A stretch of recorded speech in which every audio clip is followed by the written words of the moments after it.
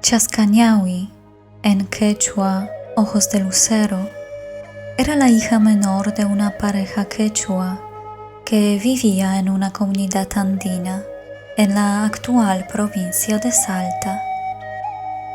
Era una niña todavía cuando un día oyó hablar de las virtudes de una laguna que se encontraba cerca de ahí.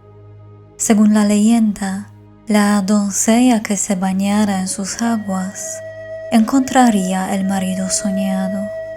Chascañahui creció, transformándose en una hermosa joven, y entonces deseó, con las otras jóvenes del pueblo, tener una pareja que la amara. Una tarde, cuando las flores silvestres perfumaban el aire, la joven decidió ir a la laguna y emprendió el camino. Cuando llegó, se quitó la túnica de combi, tela fina de vicuña, y poco a poco se fue sumergiendo en el agua, con la esperanza de encontrar a su compañero anhelado. De pronto, el lejano sonido de una quena le advirtió que alguien se acercaba.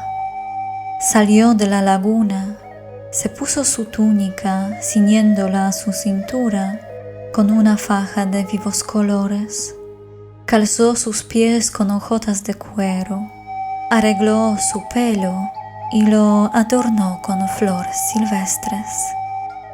La voz de la quena sonaba cada vez más fuerte, y una dulce esperanza floreció en el corazón de la bella joven.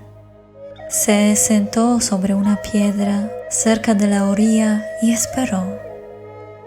Por detrás de unos arbustos, vio venir en su dirección a un joven fuerte y apuesto.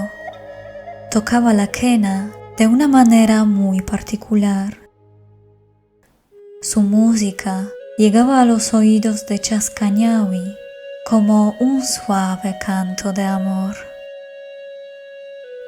Al verse, se saludaron sonriéndose. Jairi, que así se llamaba el muchacho, quedó prendado de la joven. Desde ese momento se vieron repetidas veces, hasta que Jairi, seguro del profundo cariño que sentía por Chascañahui, le pidió que fuera su esposa. Poco tiempo después se casaron y comenzaron a vivir felices en una cabaña próxima a un bosque.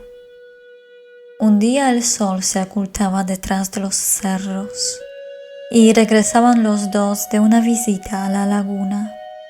Inesperadamente se les interpuso en el camino un jefe español acompañado de sus soldados. Pertenecían a las huestes de españoles que habían despojado a los incas de sus tierras. El jefe español, impresionado por la belleza de Chascañahui, la obligó a seguirlo. Inútiles fueron los esfuerzos de Jairi para que no se la llevaran. Los soldados azotaron al muchacho hasta dejarlo inconsciente. Cuando despertó, comenzó a buscarla sin tener en cuenta distancias ni peligros, pero jamás la encontró. Desesperado, optó por ir a la laguna. Allí pasaba las horas y los días tocando su quena. Cada nota iba reviviendo todo lo que había sucedido desde el momento en que vio por primera vez a la joven. Poco a poco, el canto de la quena se fue haciendo más triste hasta fijarse en una única melodía que reflejaba todo el dolor de su alma. Su vida se fue apagando junto con la quena que se cayó cuando dio el último suspiro. Mucho tiempo después, un joven indígena encontró la quena. Cuando se dispuso a tocarla, Del instrumento solo brotaba aquella triste melodía que creó Jairi antes de morir. Al escucharla en el pueblo, todos recordaron a la trágica pareja. Así nació el Yarabí, el canto que expresa el dolor producido por una pena de amor.